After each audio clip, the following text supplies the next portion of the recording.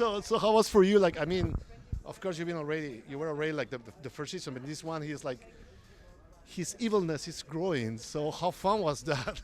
It was it was a lot of fun. It was a lot of fun.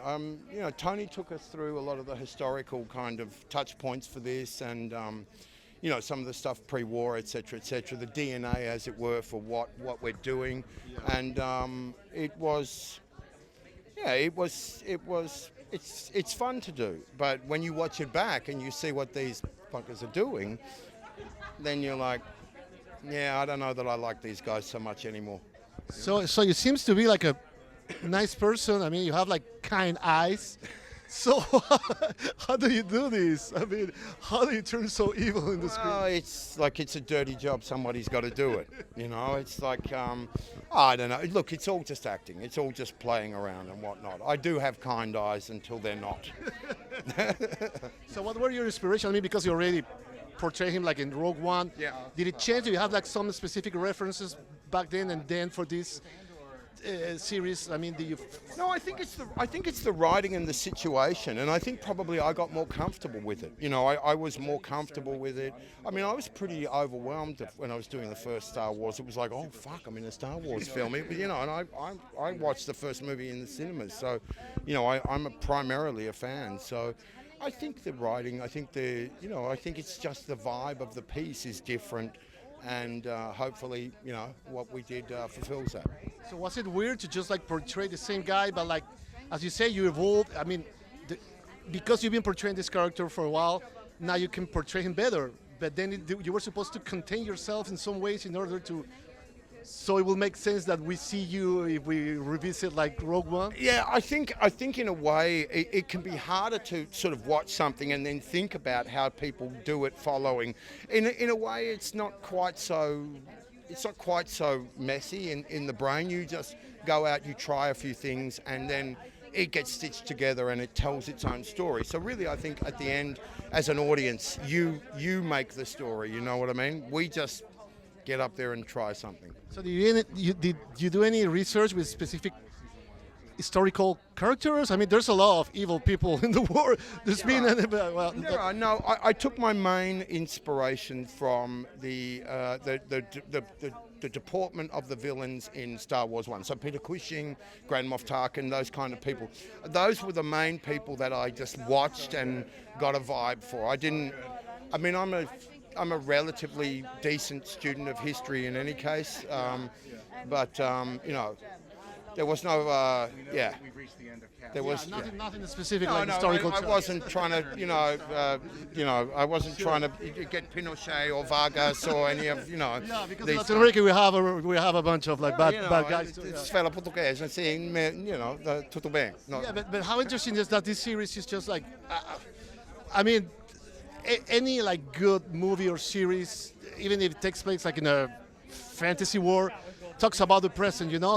Times are crazy right now. So and people are like speculating a lot, but is it difficult to talk about it in those terms? I mean, no, I don't think it's difficult to talk about it in those terms. I think you have to avoid being too definitive about it in those terms. I think it's important to leave a space for an audience to come to their own conclusions and to think about it the way they want to think about it. I think that's one of the gifts of it, is that he has a profoundly, he's got a big brain. In fact, it's too big a brain to fit into the skull. But his intelligence and his smarts and the way he does things is like speaks for itself. Tony is standing right next to me, by the way. If you're wondering why I keep going like this, if you pan, you will see the man himself.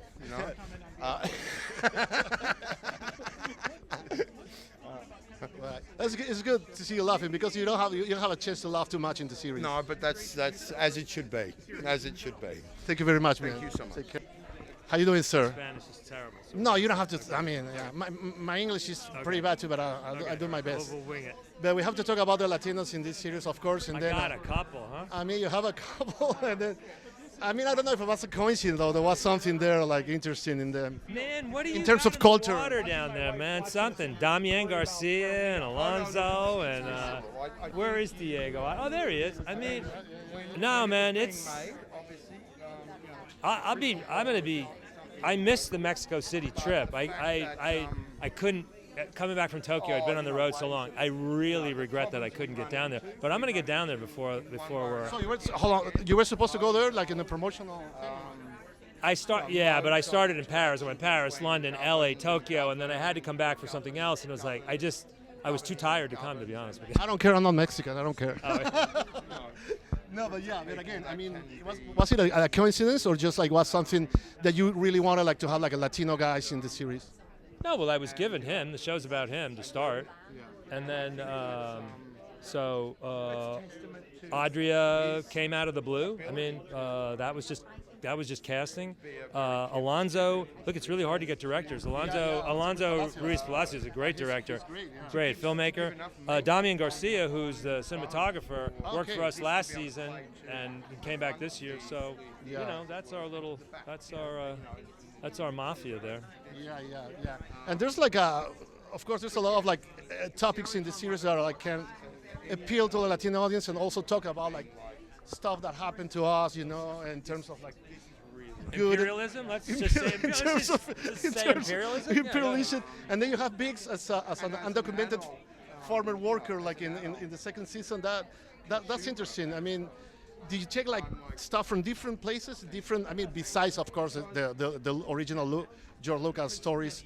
I mean, how was building all this? Because this one is insane. The second season is just so complete. It's so believable. I mean, how was just like getting all the references you have and just try to make sense for the series? I have one shot. Who's ever going to give me this chance again?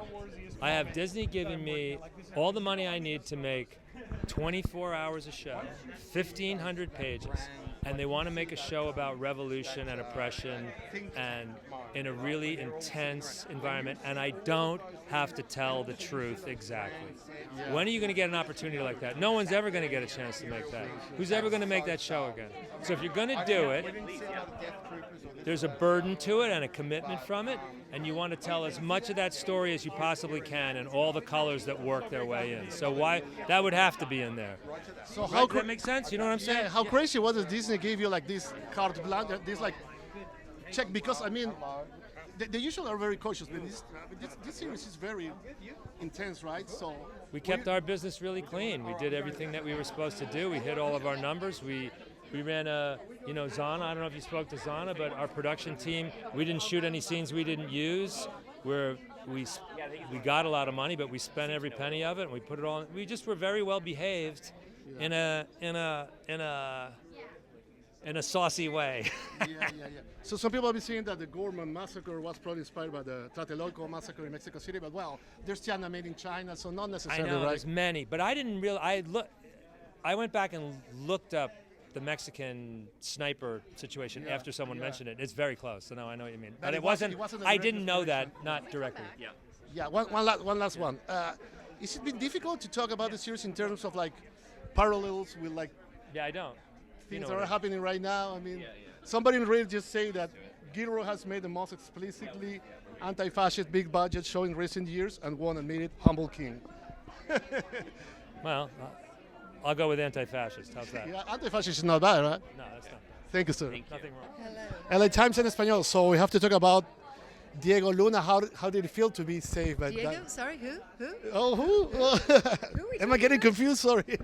So how was being saved by Diego Luna in a TV series? I mean, he's everything you want. He's the person you want. He's an extraordinary person. You've met him and chatted to him, and he's got charisma for the whole universe. But he's also as a person, he's a very gentle and generous leader. And he's our leader, you know, in our cast and in our piece. And Mon Mothma and Cassian have been kind of parallel for the whole time. So it was lovely in episode 9, I think, for them to collide. And we have this big scene. And yeah, he rescues her from the... It's also interesting because I know that you say before that you were like maybe in doubt about like coming back because you say, okay, I did what I did in Rogue One. So now my character, what's going to happen to my character? But now that your character is way more developed and she's like very important, you know, with the speech and everything she does, like in ideological terms. So that was like but still, there's a character. I don't know if it's like Diego's character, somebody that tell her and their group, you know, you guys are sitting you're sitting down while we're like fighting there, you know. So it's always that discussion, right, between the people that are like probably having the ideas and the people that are like doing the fighting. But it's interesting that the series is just like getting this balance between the two aspects. Yes, well, rebellion isn't effective without people in power backing it. You need powerful people backing rebellion. And she's also deeply active in diplomacy. And diplomacy is a very powerful tool of change and rebellion. So they're two sides, like two sides of a coin. Yeah. How was like doing the speeches scene? The speeches scene is so passionate and so important. I mean, how do you prepare for that? Do you have any kind of references, like in historical terms, or like in terms of the Star Wars like franchise or anything?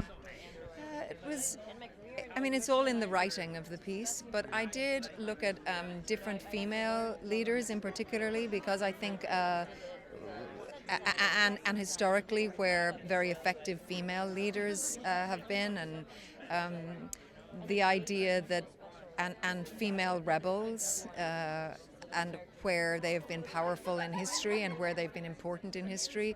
And it's all just kind of, kind of textures for me to play with in my mind. Like who? Many, from lots of different countries and lots of different times in history.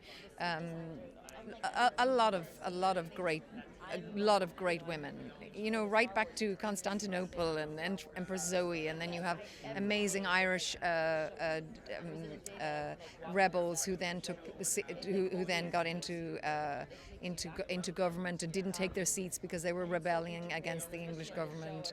You have the Mexican female leader at the moment is quite extraordinary. Like, there are many different women and how they approach politics and diplomacy. And then, of course, it's in the writing. It's in Tony's writing that this woman must use her voice as her weapon. She must use her voice as her powerful tool. Because, like you said, she doesn't have the gun. Yeah. And that's interesting what you say about the references that you have, because the series itself is just kind of like that, right? Just like you cannot really pinpoint. You say, okay, this is like basically talking about something specific. It's just like, it's more like, it talks about different periods of humanity, but it talks basically about like authoritarianism and like people doing bad things, and some people like trying to fight against it. So there's been a lot of discussions about how to compare the series with things that are happening right now, but it's kind of a complicated area, right? Well, I think you can see in the piece that Tony was very inspired by history and historical events. The reality is that this is not a singular moment or a singular story. The culture of rebellion and revolution against oppressive forces is a part of our humanity. It's a part of us for many generations, for many different eras, for many different cultures. So it keeps popping up. So it's Star Wars, but it also feels to me deeply political, deeply historical, but also about us as humans. Why do we keep repeating this? And having a character in the speech saying the word genocide is pretty, I mean, some people might compare it with something that is happening right now. So it's going to happen, right? Anyway, no matter what. It's palpable and it's important. And it's important that our characters in our pieces can perhaps give voice to things that we find difficult. And I think when story is at its best, it's holding a mirror up to us, that perhaps we can see ourselves and our pain and our troubles reflected in something. And maybe we can ask ourselves some questions. And the series also, like, it's not showing, like, portraying the rebels like complete, like, immaculate guys. I mean, this is complicated, so it's just like telling people, okay, if you're going to fight, this is going to be maybe you will have to do some very nasty stuff and everything, but it's complex, and then it's like life itself, right? It's not like every decision that a human being made will affect other people, probably. Even for Mon Mothma, you don't get through rebellion without having blood on your hands. Yeah. That's the truth of rebellion and revolution, that it's not black and white. It's messy and dirty and gritty, and there's blood and pain and sacrifice. And if we can find our fellow people and we can hold hands and we can find allies, then maybe there can be hope. So what we like this series to be in terms of legacy for people, for the human race?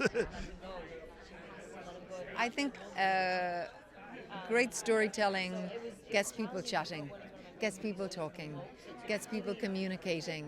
And if this can get, if we can get us all chatting and talking, that's what great story does. And I think there's plenty of themes and plenty of ideas in here to chat about. Sure, absolutely. Thank you very much. You're great in the series too.